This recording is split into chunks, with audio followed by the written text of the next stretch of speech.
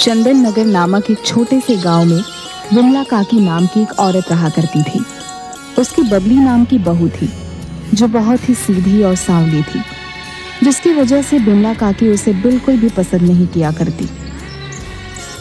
एक दिन विमला काकी अपनी झोपड़ी में आराम से खर्राटे लेकर सो रही होती हैं। तभी अचानक एक कांच की बोतल की गिरने की आवाज आती है और विमला काकी की अचानक से आंख खुल जाती है।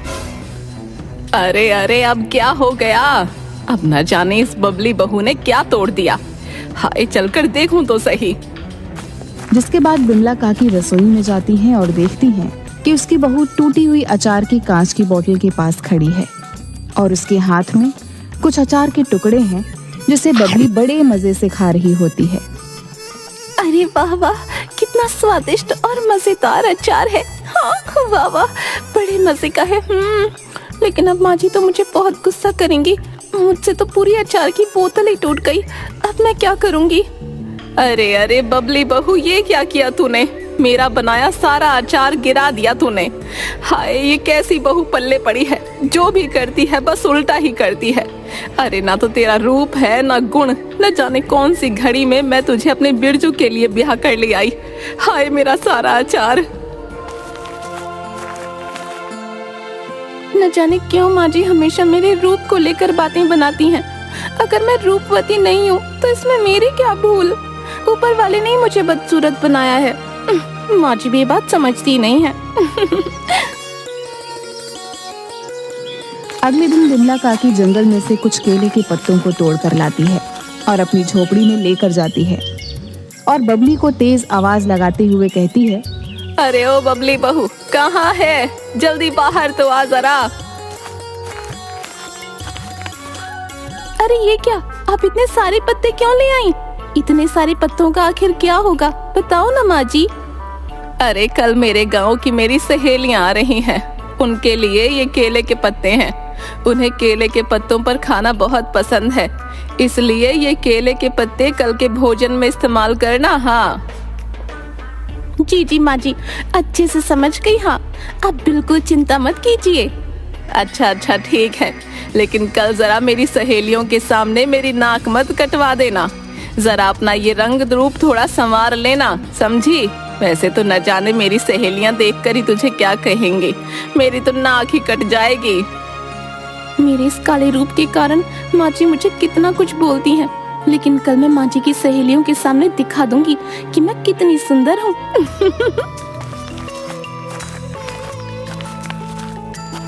अरे अरे, आओ आओ, आ गई तुम दोनों। मैं कब से तुम्हारा इंतजार कर रही थी। अरे आंखें तरस गई तुम्हें देखने के लिए, मेरी प्यारी सहेली। अरे हाँ हाँ विमला काकी, हमारा भी तुमसे मिलने का बहुत मन था। और फिर तेरी बहू से भी तो मिलना है। हाँ हाँ, बिल्कुल सही बोल रही हो। आज तो हम विमला काकी की बहू के हाथ का ही भोजन खाएंगे। हाँ अरे हाँ हाँ, क्यों नहीं मेरी प्यारी सहेलियों, इतनी जल्दी क्या है? मिल लेना मेरी बहू से। आओ जरा हम थोड़ी बातें तो कर लें। अरे हाँ हाँ, क्यों नहीं विमला काकी, आखिर हम चारों सहेलियां इतने दिनों बाद जो मिल रही हैं, पर आज तो खूब बातें होंगी। हाँ अरे अरे, लगता है माँ जी की सहेलियां आ गई हैं।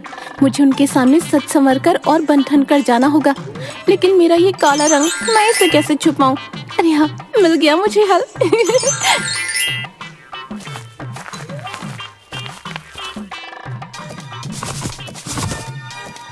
ओ बबली बहू, जरा बाहर तो आ, देख तो कौन आया है। तभी बबली बाहर सबके सामने जाती है। बबली की हालत बहुत खराब होती है।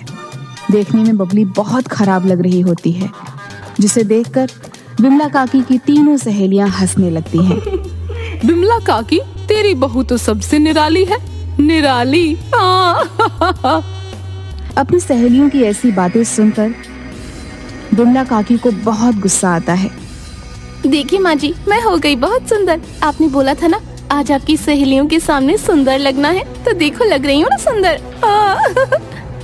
अरे अरे, थोड़ी सी बुद्धू है मेरी बहू, इसलिए। जाओ जाओ बबली बहू, मेरी सहेलियों के लिए भोजन ले आओ। जाओ जाओ।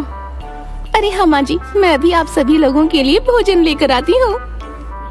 तभी बबली केले के पत्ते अपने हाथ में लेकर आती है और सभी के सामने रख देती है। लेकिन काफी देर तक बबली और कोई भोजन नहीं लेकर आती। यह देखकर तीनों सखियां हैरान हो जाती हैं। अरे अरे, आप सभी भोजन खा क्यों नहीं रही हैं? खाइए ना, खाइए भोजन, यही तो आपको पसंद है ना। अरे बबली बहू, क्या पागल हो गई है? आखिर कहाँ है तेरा बनाया भोजन? जा जल्दी लेकर आ।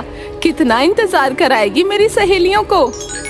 अरे माँ जी, आप भी ना, भोजन तो मैंने कब का आपकी सहेलियों के सामने रख दिया है, लेकिन ये तो खा ही नहीं रही हैं। खाइए ना, आप सभी को केले के पत्ते बहुत पसंद है ना। माँ जी आपके लिए तो जंगल से लाई थी। हाँ ये क्या बिमला काकी, क्या हम ये केले के पत्ते खाएंगे? छी छी, अरे कुछ भोजन नहीं खिलाना चाहती तो बता देती। अब हम यहाँ से जा रहे हैं। अरे अरे, ये क्या किया तूने? आज तो तूने सारी हद पार कर दी। तुझसे कहा था ना इन केले के पत्तों पर अपना बनाया भोजन परोसना, और तूने इन्हें ही भोजन समझ लिया। अरे रे, तेरी बुद्धि तो किसी काम की नहीं, एकदम अकल से खाली है तू। अरे आज तो तूने अपनी कम बुद्धि की वजह से मुझे मेरी सहेलियों के सामने बुरा बनवा दिया। अरे मैं कहती हूँ चली जा यहाँ से। अगर तू थोड़ी देर भी मेरे सामने रही, मेरे घर में रही तो अच्छा नहीं होगा, बता देती हूँ। चली जा यहाँ से। अरे अरे माँ जी, ये आप क्या बोल रही हैं? माफ कर दो मुझे घर से मत निकालो। मैं कहाँ जाऊँगी माँ जी, माफ कर दो। बेचारी बबली घर से बाहर निकलने के बाद जंगल की ओर चल देती है। न जाने अब मैं कहाँ जाऊंगी। इस जंगल में भी मुझे डर लग रहा है। अगर कोई जानवर मुझे खा गया तो? ओए नहीं नहीं, मैं किसी का भोजन नहीं बनना चाहती हूँ। न जाने अब आगे मेरे साथ क्या होगा। तभी बबली को एक छोटा सा तालाब दिखाई देता है, जिसके पास एक बूढ़ी औरत बैठी होती है और जिसके हाथ में मछली पकड़ने वाली छड़ी होती है। वह बार बार मछली पकड़ने की कोशिश करती है, लेकिन एक भी मछली उसके हाथ में नहीं आ पाती। अरे कौन है आप? अम्मा, और क्यों इस नदी में मछलियाँ पकड़ रही हैं? अरे रे बेटी, मैं एक बूढ़ी अभागी हूँ जो इस जंगल में रहा करती हूँ और अक्सर इस तालाब से कुछ मछलियाँ पकड़ के ले जाया करती हूँ और उनसे ही अपनी भूख शांत कर लिया करती हूँ। कई दिनों से एक मछली भी हाथ नहीं आई है। कई दिनों से भूखी हूँ। आज एक मछली भी हाथ आ जाए तो मेरी भूख शांत हो जाए। अरे रे, बस इतनी बात से दुखी हो? मैं आपके लिए मछली पकड़ देती हूँ। अभी देखिएगा, एक बार में ही मछली मेरे हाथ में आ जाएगी। हाँ, फिर आप उसे पकाकर अपनी भूख शांत कर लेना।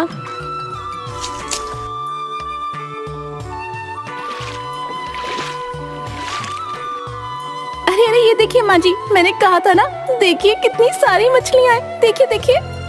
अरे वाह वाह बेटी, ये तो सच में कितनी सारी मछलियाँ हैं। तेरा बहुत बहुत धन्यवाद बेटी, इस बूढ़ी की मदद करने के लिए।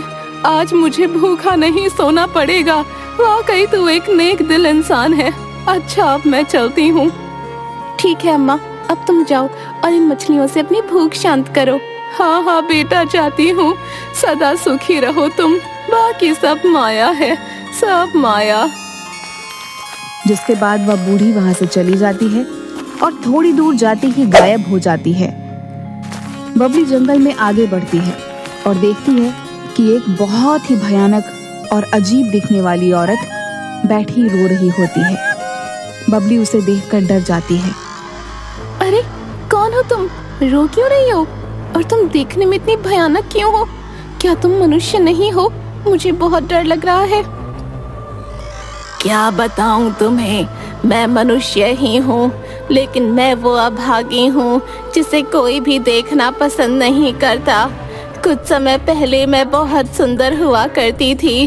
अपने रूप का मुझे बहुत घमंड था, जिसकी वजह से मैं सभी को नीच समझा करती थी। लेकिन एक दिन एक भूखी भिखारन भोजन मांगने मेरे द्वार पर आई। उसका रूप बहुत गंदा था, लेकिन अपने रूप के घमंड के कारण मैंने उसे नीच समझा और बिना कुछ भोजन दिए घर से भगा दिया। उसी भिखारन के श्राप के कारण मेरा ये हाल हो गया। मेरे इस भयानक रूप के कारण कोई भी गांव वाला मुझे देखना पसंद नहीं करता, इसलिए मैं यहाँ सबसे छुपकर इस जंगल में आ गई। मैं यहीं बैठी कई कई दिनों से रोती रहती हूँ। अरे अरे चुप हो जाओ, मैं तुम्हारा दुख समझ सकती हूँ। मेरे भी काले रूप के कारण मेरी माँ जी ने मुझे घर से निकाल दिया। मेरा ये रूप उन्हें पसंद नहीं, लेकिन ये तुम्हारा भयानक रूप तो मुझसे भी ज्यादा खराब और डरावना है। क्या तुम्हारे इस भयानक रूप से निजात पाने का कोई रास्ता नहीं है? रास्ता है। एक दिन इस जंगल में एक साधु आए थे, जिन्होंने मुझे कहा था अगर कोई नेक दिल इंसान इस जंगल में आएगा और उस विशाल नदी के जल को छूकर मुझे देगा, जिसे पीकर मुझे मेरे इस भयानक और डरावने रूप से छुटकारा मिल जाएगा, क्योंकि इस विशाल नदी का जल सिर्फ नेक दिल इंसान ही छू सकता है। और तब से मैं रोज उस नेक दिल इंसान की राह देखती रहती हूँ, न जाने वो कब किस रूप में मेरे सामने आ जाए। क्या अब इसमें मैं तुम्हारी मदद कर सकती हूँ? कहाँ है वो विशाल नदी, बताओ मुझे। तुम देखना, मैं उस विशाल नदी के जल को छू लूंगी। हाँ, क्या तुम सच में मेरी मदद करना चाहती हो? लेकिन उस नदी का जल वही इंसान छू सकता है जो नेक दिल हो। अगर कोई और उस विशाल नदी के जल को छूने की कोशिश करता है तो वो उस नदी में हमेशा के लिए समा जाता है। नहीं, तुम देखना, मुझे कुछ नहीं होगा। मैंने तो कभी किसी का दिल नहीं दुखाया। मैं अवश्य ही तुम्हारी मदद करूंगी। अगर उस विशाल नदी के जल से तुम्हें तुम्हारे भयानक रूप से छुटकारा मिल सकता है तो चलो मेरे साथ उस विशाल नदी के पास, मैं करूंगी तुम्हारी मदद। यही वो विशाल नदी है। तुम अगर इस नदी के जल को छू पाओ तो ही पता चल पाएगा कि तुम एक नेक दिल इंसान हो या नहीं। इसके बाद ही तुम मेरी मदद कर पाओगी, वरना हमेशा के लिए इस विशाल नदी में समा जाओगी। बबली अपना सर हाँ में हिलाती है और जैसे ही नदी के जल में हाथ डालती है तो बबली के हाथ पर खूब सारी तितलियां आकर बैठ जाती हैं, लेकिन बबली को कुछ नहीं होता। जिसके बाद बबली अपने हाथों में वह नदी का पानी लेती है और अपने हाथों से भयानक औरत को पिला देती है।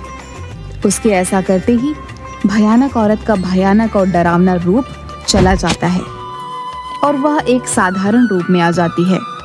अरे वाह, देखो मैं फिर से अपने रूप में आ गई हूँ। अब कोई मुझसे नहीं डरेगा। तुम्हारा बहुत बहुत धन्यवाद। तुम वाकई एक नेक दिल इंसान हो। आज तुम्हारी वजह से मुझे मेरे भयानक और डरावने रूप से छुटकारा मिल सका। अरे, तुम अपने पहले वाले रूप में आ गई, मेरे लिए तो इतना ही काफी है। तुम्हारा वो भयानक और डरावना रूप तो मुझसे भी देखा नहीं जा रहा था, लेकिन अब सब ठीक हो गया है। अब तुम अपने घर जा सकती हो। तुम्हें कोई काम वाला कुछ नहीं बोल पाएगा। हाँ,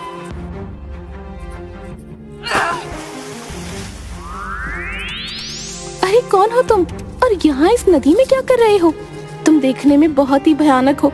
मुझे कुछ मत करना। हाँ, मैंने कुछ नहीं किया, छोड़ दो, मुझे जाने दो। अरे अरे बबली बेटा, तुम डरो मत, मैं तुम्हें कुछ नहीं करूँगा।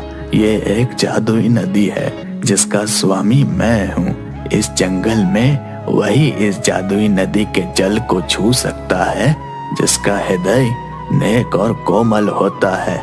तुमने इस नदी के जल से जिस भयानक औरत की मदद की वो और कोई नहीं बल्कि मैं ही था। वो मेरी ही माया थी जो तुम्हारी परीक्षा ले रही थी। मैं तुमसे बहुत प्रसन्न हुआ।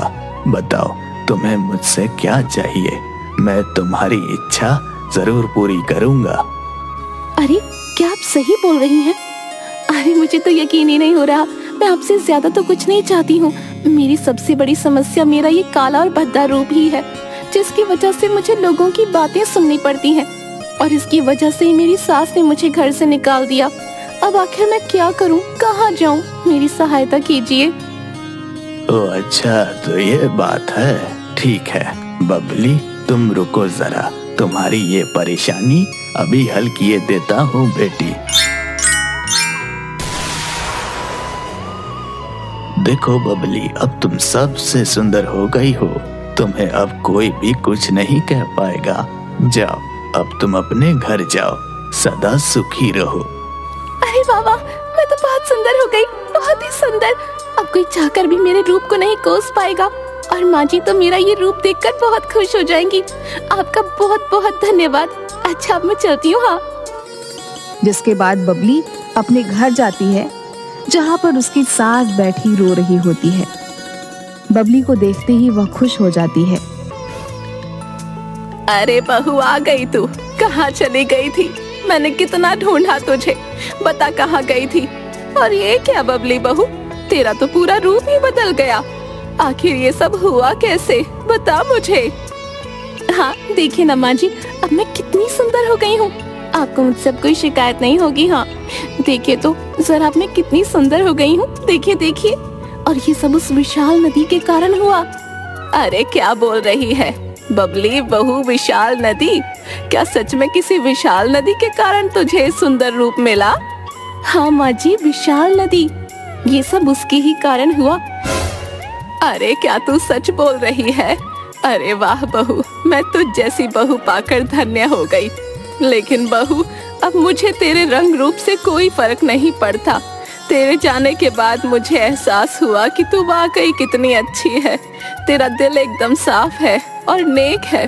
कितना कुछ सुनाया मैंने, मुझे माफ कर दे बहू। नहीं नहीं माँ जी, आप चुप हो जाइए, मैंने आपको माफ कर दिया। आप मेरी विमला काकी हैं, इसलिए मैं आपसे कभी नाराज नहीं हो सकती हूँ। हाँ